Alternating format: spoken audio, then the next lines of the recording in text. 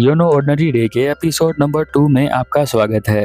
Episode में आगे जाने से पहले छोटी सी रिक्वेस्ट है, चैनल को सब्सक्राइब करें और वीडियो के नीचे कमेंट करें एंड वीडियो को लाइक भी करें। चलिए स्टार्ट करते हैं। एपिसोड के स्टार्टिंग में हम देखते हैं योशिदा जो होती है वो अपनी फ्रेंड से बोल रही होती है कि धीरे धीरे हम उसके बहुत ज़्यादा क्लोज आ चुके हैं। यहाँ उसकी दोस्त बोलती है कि हाँ, मुझे भी लगता है कि तुम और योनो दोनों जो है क्लोज आ चुके हो। योशिदा जो है यहाँ पर रियलाइज करती है कि उसकी फ्रेंड जो है यहाँ पर उसे नोटिस करती है और उसे भी लगता है, योशिदा को भी मन में लगता है कि वो उसे प्यार करने लगी है और वो उसे बहुत ज्यादा सुंदर लगता है। योशिदा का मानना है कि वो योनो के साथ एक बिल्कुल सिंपल स्कूल लाइफ को जिए, बट यानो जो होता है उसके साथ बहुत सारी इंजरी हो जाती है और वो नहीं चाहती कि उसके साथ ये सारी इंजरी होए। इसीलिए वो अपनी फ्रेंड से हेल्प मांगती है कि हम जो है उसके साथ ही रहेंगे ताकि उसे कोई भी इंजरी ना हो और एक वो नॉर्मल लाइफ जी सके। यानो जो है यहाँ पर आता है और गुड मॉर्निंग कहता है योशिदा को, और गुड मॉर्निंग कहते ही यहाँ पर योशिदा शर्मा जाती है और फिर उसके पास उठकर जाती है।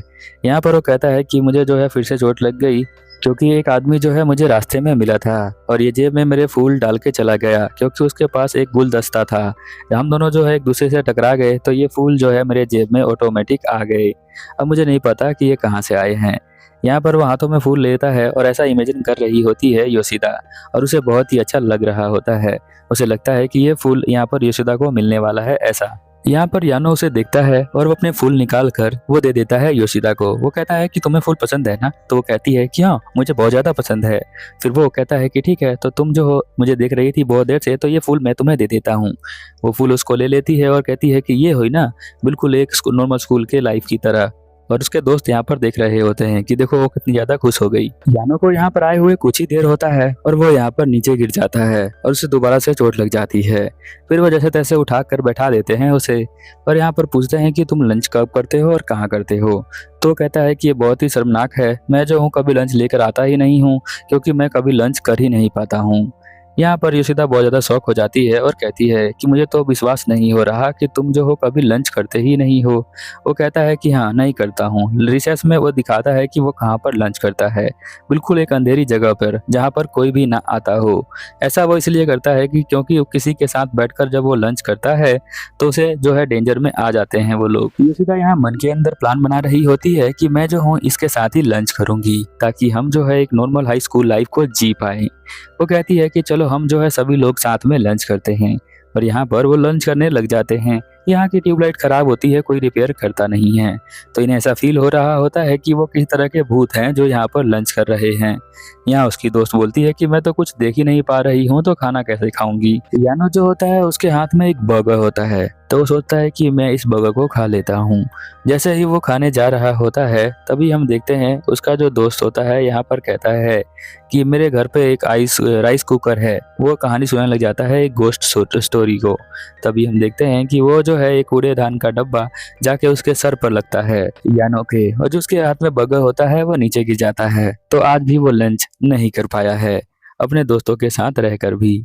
अगले दिन वो डिसाइड करते हैं कि खुली जगह पर लंच करेंगे जैसे कि पार्क में। तो यहाँ पर वो कहती है ये योशिदा की कोई डेंजर नहीं होगा इसलिए हम खुली जगह पर लंच करेंगे। खुली जगह पर लंच करने के लिए सभी चारों इकट्ठे हो जाते हैं और लंच करना स्टार्ट कर देते हैं, बट इस बार लंच अब ऑटोमेटिक ही गायब हो जाता है तो वो ढंग से लंच भी नहीं कर पाता है। उसका फेवरेट जो डिश होता है वो आखिरी में वो खाता है, बट हम देखते हैं कि एक जो कौवा होता है वो उसके लंच को लेकर चला जाता है। अगले दिन भी वो यहाँ पर लंच करने के लिए जाता है लाइब्रेरी में, तो लाइब्रेरी में जो है सारी किताबें उसके ऊपर गिर जाती हैं।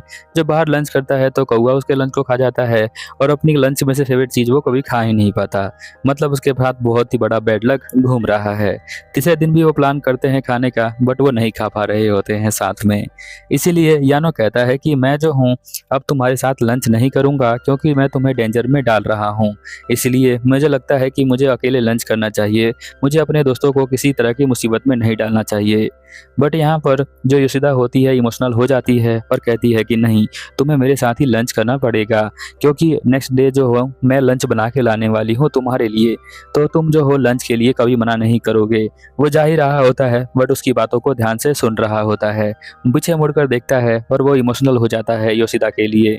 योशिदा कहती है कि तुम जो हो फूड को कभी वेस्ट नहीं करते हो और मैं तुम्हारे लिए कल लंच बना के लाने वाली हूँ तो तुम उसे पूरा का पूरा कंप्लीट खाओगे। योशिदा जो होती है वो घर पर चली जाती है और वहाँ पर वो बुक पढ़ रही होती है रेसिपी की कि कल लंच बनाने के लिए वो क्या बनाने वाली है और उसके दिमाग में बस यही होता है जो कि वो सोच रही होती है, सिर्फ यानो के बारे में, और उसे दिमाग में सिर्फ यानो ही चल रहा होता है। फिर वो डिसाइड करती है कि वो क्या बनाएगी और फाइनली वो डिसाइड कर लेती है कि उसे क्या बनाना है।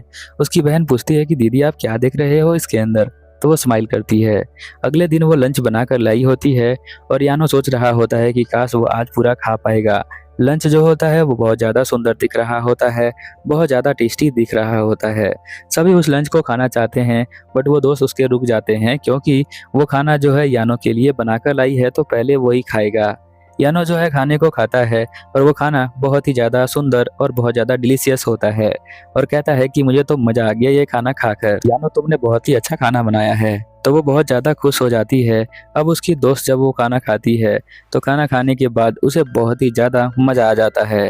फिर उसका जो फ्रेंड होता है वो कहता है कि मैं भी खाऊंगा, बट वो लोग यहाँ पर उसके खाने के साथ खेलने लग जाते हैं वो दोनों, और यहाँ पर अकेला छोड़ देते हैं यानो और योशिदा को। फिर वो ऊपर खेलने लग जाते हैं। अब यहाँ पर जो देखते हैं कि वो उसको खाने के लिए भी दे देती है और वो खाना बहुत ही ज़्यादा टेस्टी होता है। जब वो खाता है तो बहुत ज़्यादा खुश हो जाता है और खुशी के मारे उछलना स्टार्ट कर देता है, जिसकी वजह से एक बॉक्स वहाँ पर रखा होता है वो जाकर उसके सर पे सीधा लगता है। यानो के सर पे जाकर जब वो फोटो लगता है तो यानो यहाँ पर नीचे गिर जाता है और वो जो है उसका फेवरेट जो पार्ट होता है लंच का वो भी खा नहीं पाता। बट इस बार वो खराब नहीं होता, अभी पार्ट पड़ा होता है बॉक्स के अंदर, तो वो सोचता है कि अब मैं इसे खा सकता हूँ और फाइनली वो अपने आखिरी वाले पार्ट को खा लेता है और यहीं पर नीचे गिर जाता है। उसके दोस्त घबरा जाते हैं और उसे उठाकर ले जाते हैं और फिर वो एकदम से खड़ा हो जाता है, कहता है कि ये तो बहुत ही टेस्टी फूड है और ये मेरा फेवरेट फूड है, तो इसे पहले मैं खाऊंगा उसके बाद कुछ करूंगा। वो खा लेता है और कहता है मजा आ गया। अब जो है योशिदा यहाँ पर उसकी मलहम पट्टी कर देती है क्योंकि उसके पास हमेशा ये होता है। वो कहता है कि थैंक यू जो तुमने मेरे लिए फूड बनाकर लाई। वो कहती है वेलकम, कोई दिक्कत वाली बात नहीं है, मैं जो हूँ तुम्हारे लिए कल भी कुछ ना कुछ बनाकर लाऊंगी ताकि हम दोनों जो है आराम से इसे खा सकें।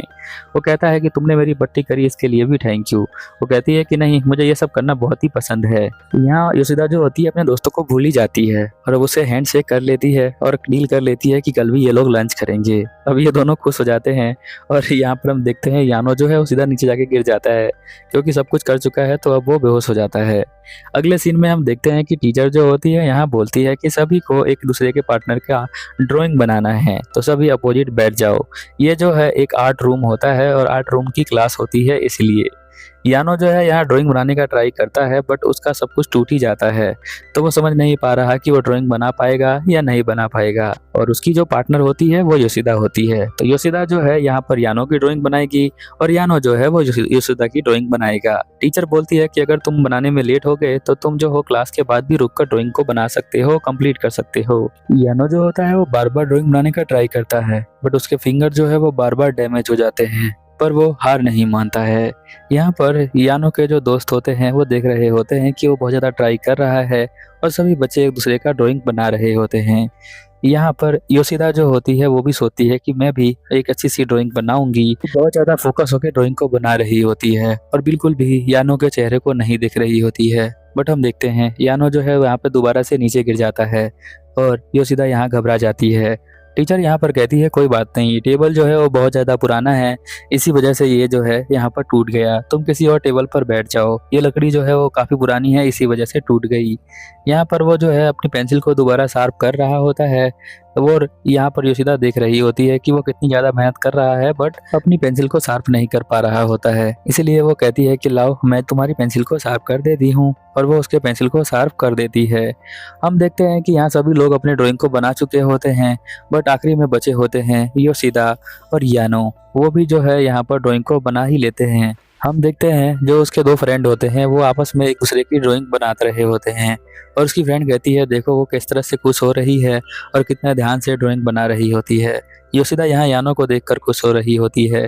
यानो जो है ड्राइंग बनाने का ट्राई कर रहा होता है बट बार बार उसे प्रॉब्लम आ रही होती है, तो वो ढंग से ड्राइंग को बना नहीं पा रहा होता है।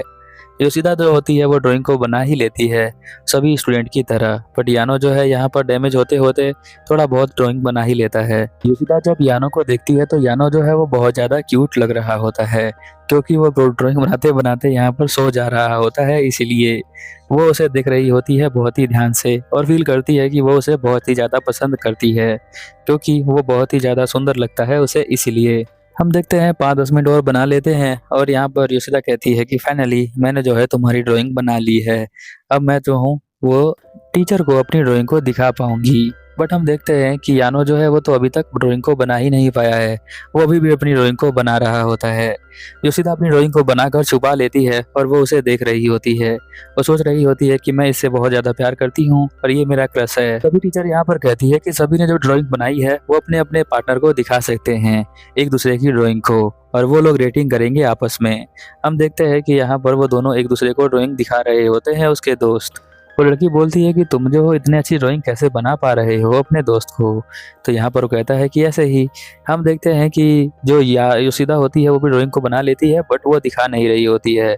यानो भी ड्राइंग को बना लेता है। यानो जब ड्राइंग को दिखाता है तो वो बहुत ही अच्छी लग रही होती है, और हम देखते हैं कि वो दोनों दोस्त जो होते हैं वो चौंक जाते हैं यानो की ड्राइंग को देखकर। योशिदा जो है अपनी ड्राइंग को देखकर चौंक जाती है। वो कहती है क्या ये मैं हूँ, मैं इतनी ज़्यादा सुंदर हूँ? तो यहाँ पर वो कहता है कि जो मैं देखता हूँ वही मैं बनाता हूँ, वही मैंने ड्रॉ किया है।